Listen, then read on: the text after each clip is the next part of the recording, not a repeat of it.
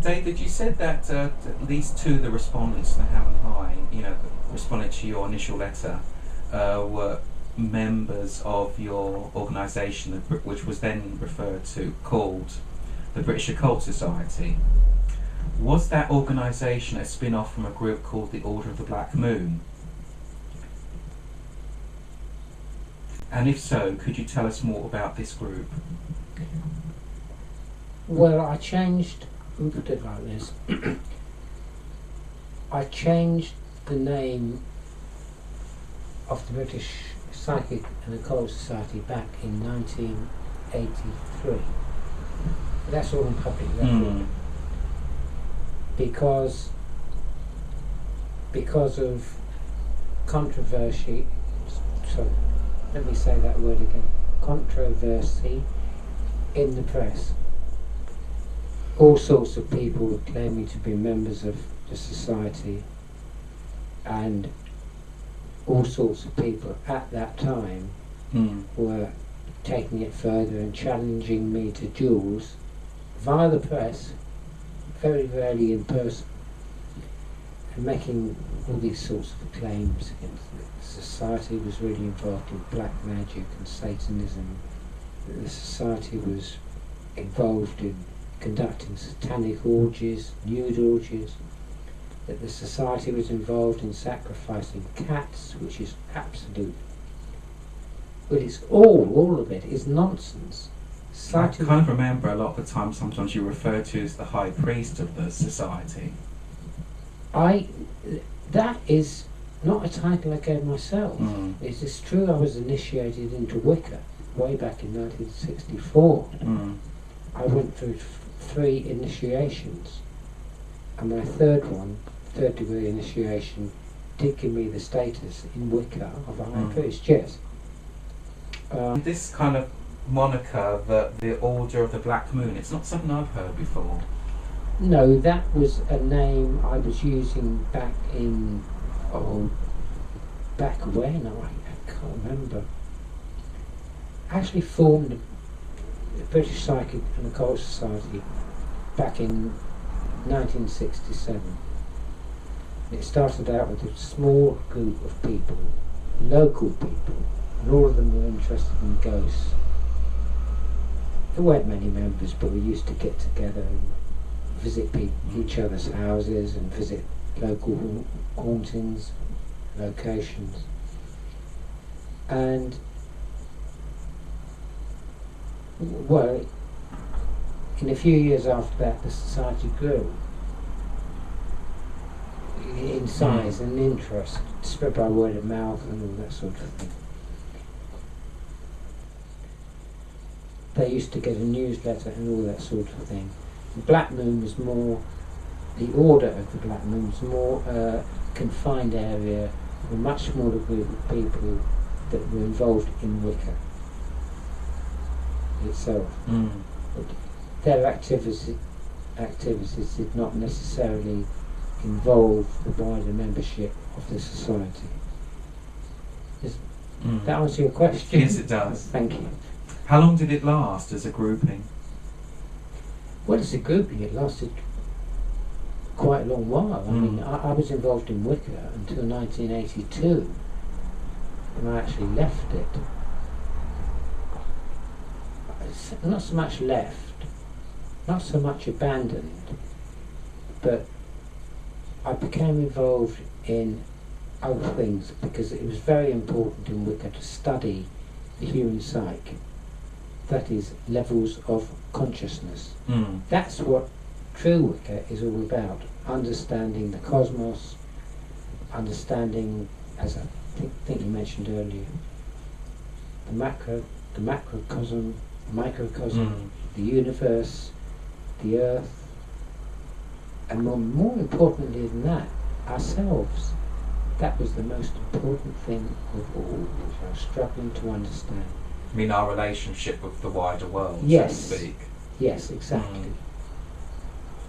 Our relationship to nature, our relationship in the universe, being part of the universe, being part of the cosmos, being even being a part of other people. You mean it's like kind of in finding what consciousness. our purpose is in this existence, Yes. this sort of reality. The purpose of life, the meanings of life. I mean, the deeper meanings of life. I'm not talking about watching soap operas on television. I'm not talking about football matches. I'm talking about mysticism in its truest sense. I left Wicca in 1982. It wasn't a question of suddenly leaving overnight. I'd given it quite a few months of dedicated thought. And I left as, please don't think, I'm not trying to be conceited. I left because I felt I'd come to the end of what it could teach me. I didn't need all the symbolism anymore. I didn't need all the ceremonies. It's true I had an altar up in my flat here, in fact not this one. And I left it there quite simply because I was still in touch with people who were involved in Wicca, people that were involved in paganism, and indeed people who were involved in a lot of other cults and sects. And they used to come to see me. I mean, I've had so many people come to see me over the years. People from exegesis, Scientology, even the Moonies.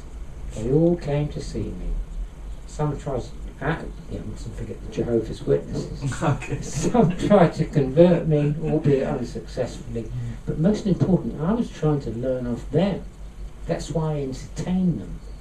I didn't want to read about them through books or newspaper articles. I wanted to speak to people. Those who practiced their various faiths. Yes, and a lot of them were very genuine. At least, I think, to be honest, without being unkind, I think a lot of them were very misguided by false doctrines. But that nevertheless didn't make me want to stop speaking to them, shunning them. So yes, I've met a lot of people over the years, but I did actually leave Wicca in 1982 because I wanted to go further into mysticism on my own, on my own terms. Your own personal journey. Yes. Rather than religion as a group activity, you wanted to go to the next stage. That's it, exactly. Your own self-discovery. Yes. Intriguingly, during the course of your investigations, you found out that the stories of an apparition at Highgate Cemetery had by no means begun with the current sightings. Indeed, similar tales dated back to the Victorian era, and interestingly enough, many of them had vampiristic connotations.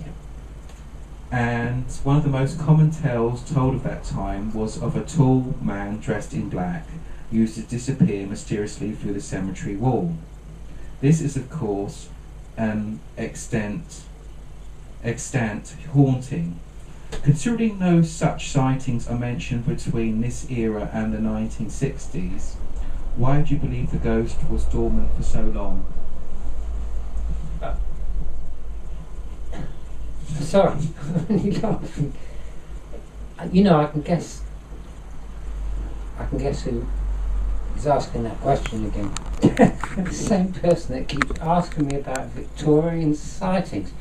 Look, Highgate Cemetery had a reputation of being haunted way back to the Victorian era, yeah? And this was before the actual cemetery was... I was talking to you about the late 60s. Okay. When I said the Victorian era, the cemetery was opened in 1838. Okay. And before it was opened, an old manor house used to stand on the site. Did it have a reputation prior to the cemetery's creation? Or? That I don't know, because records are very difficult to trace to that period in time, but I do know it was reputedly haunted. Because prior to it being a cemetery, wasn't it, it was a grand house there? Was it Ashurst House, wasn't it? Ashurst, I believe it was Ashurst Manor. Okay. Manor House. Yeah. Okay. Now, I have accumulated... Now, I answered this question again in some detail. It was on a forum, and I think it was to the same person. The Supernatural Forum. I believe that was the Supernatural World, just to make it clear. Yes, the Supernatural World. And I explained to that person that I was in the process. Look, I'm not here to advertise my books, so I'm not even going to give you the titles. I don't see why I should. But I've written 2 autobiographies. I'm in the process of working on another one, which is volume 3, in which I'm going to update a lot of the Highgate Cemetery material. Now, I explain this to the same, I presume it's the same questioner, and said the reason I wasn't prepared to do that was because Highgate had a big reputation of being not so much haunted, it was the habitat of spiritualists, and there was a lot of instances there dating back well before 1960. I have them all on record, I found them, and I said to the person, why should I disclose my sources? I mean, look, I'm an author. You wouldn't expect any author who's writing a book, as I believe that person is doing himself, I wouldn't expect him to suddenly say, I'm going to give this information to the public before my book even comes out. No, it's nonsense. You keep it for himself, and I don't blame him. Well, I'm keeping my own book for myself. I'll give my Victorian sources, and if he doesn't believe me at present, I'm afraid that's just too bad. You just have to wait and see. Maybe you could ask us, maybe give this answer to the questioner in question. What was the sort of earliest date of a sighting, a ghostly sighting at Highgate that you have, you know, from As sources you've obtained? As I said, they date back to the 19th century, early 19th century. So pretty much when the cemetery was already established, you're saying? Yes. Yeah. I mean, there's so many rumours which I've dismissed or haven't been able to establish to prove, such as there used to be an old castle in, let me put this another way, Ashworth Manor House, which was, well, the Highgate Cemetery was demolished, and Highgate Cemetery was built on its grounds, in its huge gardens. Because I think where the house was demolished now is St Michael's Church, I believe. That was only part of it, yeah. And where the catacombs are was actually part of the garden. The gardens. Yeah, and it's all based on a huge, great big slope which goes down. I'm not sure how far, but I mean, isn't it? People know about the Circle of Lebanon, which was dug out into the ground, which was the inbuilt catacombs, wasn't it, or the inbuilt vaults. But on top is I suppose it's the remnants of the old level of the garden, I suppose, and the cedar tree. Yes, and they cut down into the garden and made the hollowed it out. Yeah. Yes, hollowed it out when it was turned into a cemetery. But we know the names of the people that lived in Ashworth House. There were stories around that time that I just dismissed because there's no proof of it. One of the stories was that a nobleman had been brought from Transylvania. His followers had brought it from Transylvania via, guess what of all places? Whitney Bay. Okay. Taken him to Ashworth House, and he secluded him, this nobleman, in the cellar. Why did they seclude him in the cellar? Because he was a vampire. They had a coffin prepared for him, and because there is a tale, isn't it, when the Ashworth House was leased to a series of tenants. I think one of your colleagues actually did looked through the records and couldn't find any evidence of a European nobleman. Yeah, I believe, and it's perfectly right for me to name her after permission because she wrote a book. I believe you're referring to Patsy Langley. Yes, and she wrote that book, Highgate Vampire Case Book, which has been selling very well on Amazon. Well done, Patsy. No, but she did. She checked all the records. She obtained all the records, and there was no evidence of any Hungarian nobleman I think it was from Wallachia, which is, I'm not sure where it is it modern Romania today? I'm not sure, my history's not that good. And I think it was alleged that shortly before it was demolished, it was turned into a school for boys. And there was an account, alleged by a certain author, that there was a sighting of some figure floating around the school grounds. Ah. Has he ever given any records of that? No, not to my I didn't knowledge. think he would do. I mean, I presume the author was a man, right? Yes, Right, yes. okay. Say no more. There was also another, rumour that a huge castle once stood on the grounds of Ashworth House. Now that is incorrect. I have done research, and it is very true that an ancient castle, a medieval castle, did stand in Highgate. I think it's where the present golf course is now, isn't that correct? So I was told. Oh yes, in that vicinity.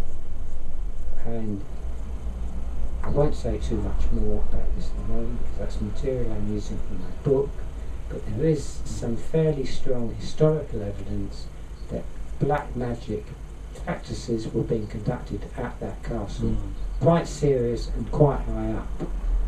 In fact, there was an attempt to assassinate a certain king by means of black magic.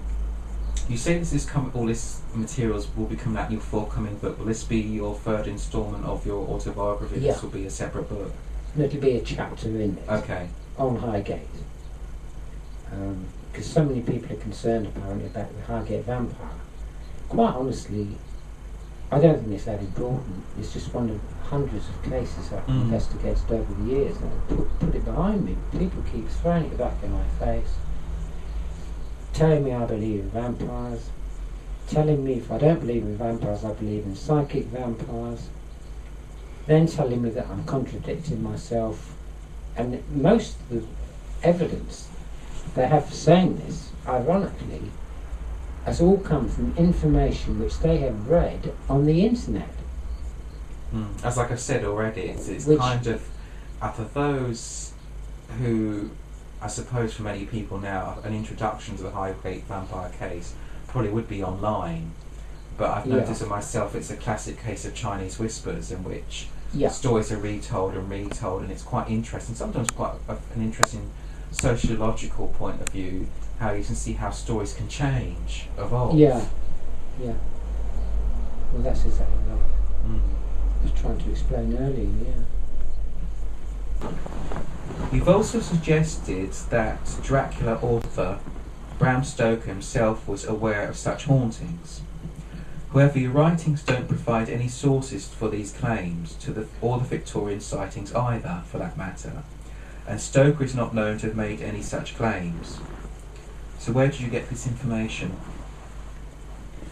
I got that information basically from other authors who had investigated it. That didn't come from me solely. I was repeating in good faith what has been published in books. It's a fact that Bram Stoker almost certainly did visit Highgate Cemetery, and he based his book Dracula on Highgate Cemetery. It's been argued that it wasn't Highgate Cemetery, as the last resting place of one of Count Dracula's disciples. Lucy Westerner. Yeah, Lucia. Oh, I'm sorry, I meant to say Lucy. Lucy Westerner. Yeah, that's right. I must have got it mixed up with something. And I believe it was really some cemetery in Hampstead somewhere, wasn't it, rather than Highgate? Yes, well, I'm just as confused as that about it as anybody. I mean, it's never been historically proved, it's never been historically disproved. Some allege that Stoker was influenced by the story of the exhumation of Elizabeth Siddal, who was exhumed and whose red hair apparently filled the coffin. They say her body was incorrupted. That I'm not... Yeah, that's what they say. So they claimed, yeah. But it's more or less the historical fact that the coffin was opened, and because her husband, whose name I can't remember at the moment, wanted to retrieve some poems that he'd have buried with him. I think it was Rossetti, I believe. It was Rossetti, sorry, I should know that. They opened the coffin and they got the poems back, and they found that her luxurious red hair had completely filled the coffin. I believe they also said that her body had been uncorrupted. It's probably not quite so strange because, as was the custom then, as most of the other people buried in Highgate Cemetery in the vaults, the coffins were lead lined, airtight. So if you open a coffin after a couple of 100 years and no air has got to it, the body would have stood little chance of decomposing, and it would have looked much as it did in life. The hair's no problem because it's more or less been proved now medically that the hair and the nails do grow after death. I think some people have explained as well in the post-mortem process, I think, when you have a corpse, I think, after rigor mortis is set in and some degree of decomposition, I think they said actually the skin of the hands draw back, hence also giving the appearance of nails growing. Yes, well, and I think it said, for example, for a man with a stubbly beard or something, I said it appears that as hair growth, because I think obviously with decomposition, I suppose that the actual corpse starts to shrink when the fluids are obviously drying up or whatever, and so a lot of the hairs from the face will appear to be a lot larger. Yeah. Or appear to be growing, give the appearance of growing. Yeah, that wouldn't quite be the case of Elizabeth Siddle. No, certainly not. So I still maintain that the hair does grow after death. Was there any evidence that Bram Stoker heard any stories of a tall, dark figure being seen around the vicinity of Highgate Cemetery?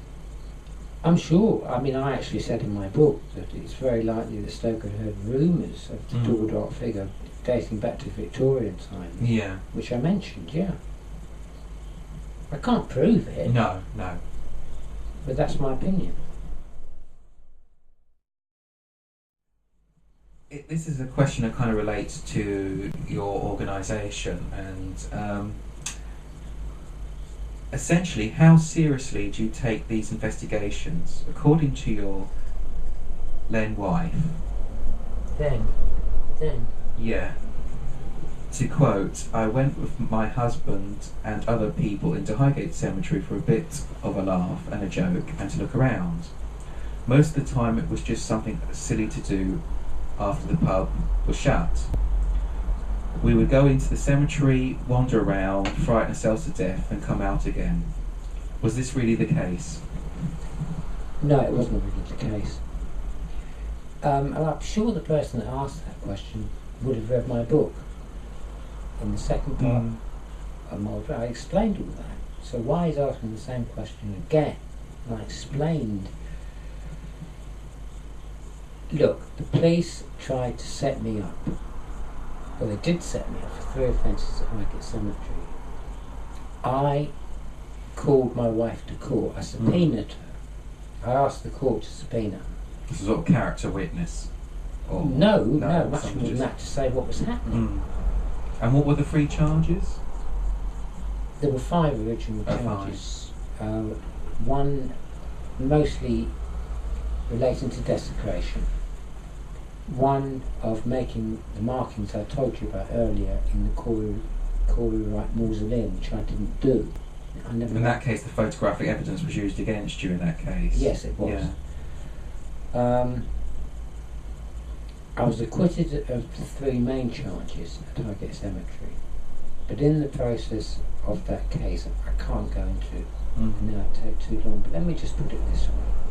The police attributed statements to me that I did not make. In those days, this so-called verbal evidence was acceptable by the courts. It's not now. They've changed all the laws. You have to have tape recorders. You have the right to have a solicitor present. Now, considering I asked for a solicitor, and the police said they called and they never did, considering that I never signed any of those statements, they were all supposed to be confessions from myself, because by that period, this was 74, there'd been stories in the newspaper before that, in the News of the World,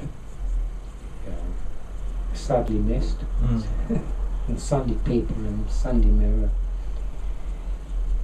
about my so-called witchcraft activities. And quite frankly, the police by that stage were regarding me as some sort of public nuisance.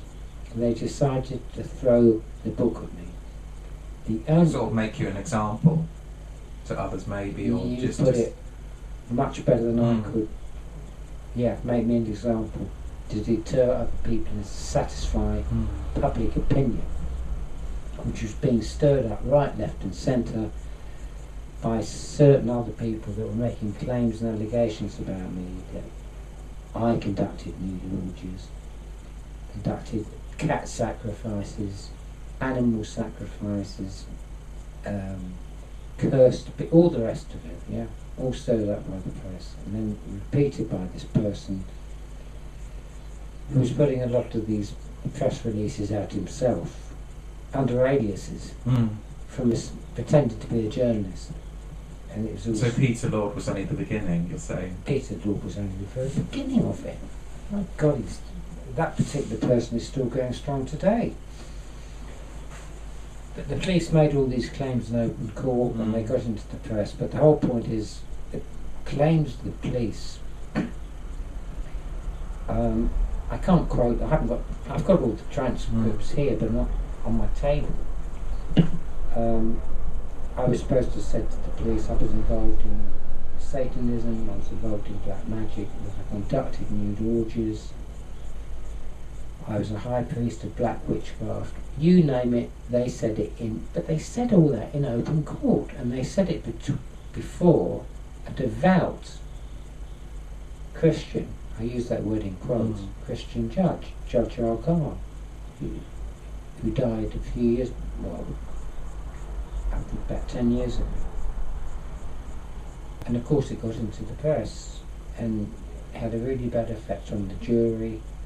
This evil David Farrant standing before The you. modern day Crowley, basically. Exactly, yeah. So if you try to tell me that the old witchcraft trials of the Middle Ages died out, you've only got to look what happened in my case, which I mentioned. I mentioned all this in my book. I wrote it from the transcripts. I wasn't just saying it, I was proving it. About all the lies that the police told. But going back to your question about my wife, my first wife Mary, she saw how the police were distorting all this evidence. I mean, originally she was reading reports about me putting a skeleton in a car. She knew that never happened. She knew that. And all these statements I've just been describing to you briefly, she knew that wasn't true. And so she did come to court, yes, but she said the sort of things she thought were going to help me. It was her only way out, really, because I hadn't seen her. I called her to court in '74, but I hadn't seen her since we split up in 1969. But she still came to court and just tried to make out it was a laugh and a joke. It was her way of trying to get back at the police, or rather help me with the police, because she saw how seriously the police were misinterpreting the case. So that's the simple answer to that.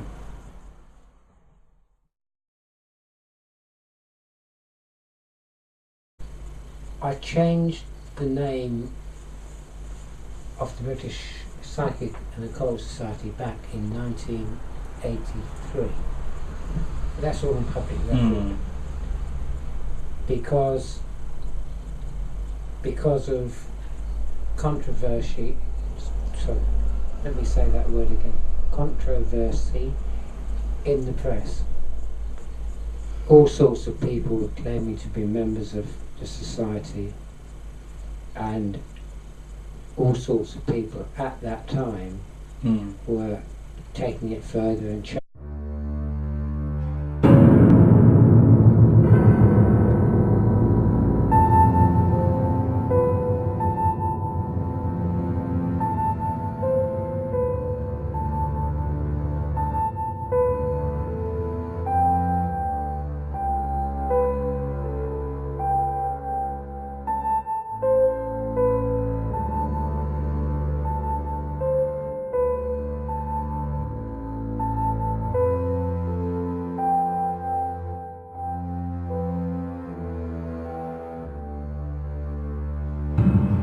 title I gave myself. Is this true? I was initiated into Wicca way back in 1964. I went through 3 initiations, and my third degree initiation, did give me the status in Wicca of a high priest, yes. This kind of moniker, the Order of the Black Moon, it's not something I've heard before. No, that was a name I was using back in, back when, I can't remember. I actually formed the British Psychic and Occult Society.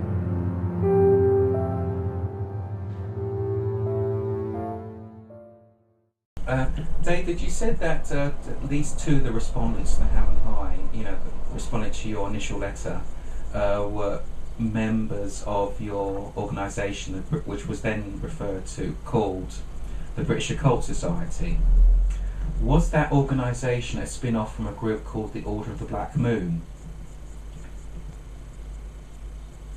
And if so, could you tell us more about this group?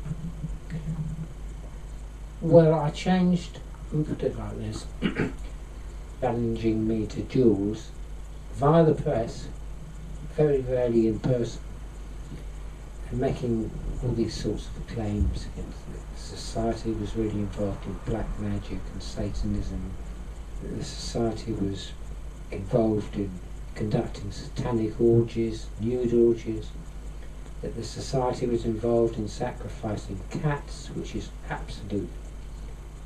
But it's all of it is nonsense. I kind of remember a lot of the time sometimes you refer to as the high priest of the society. That is not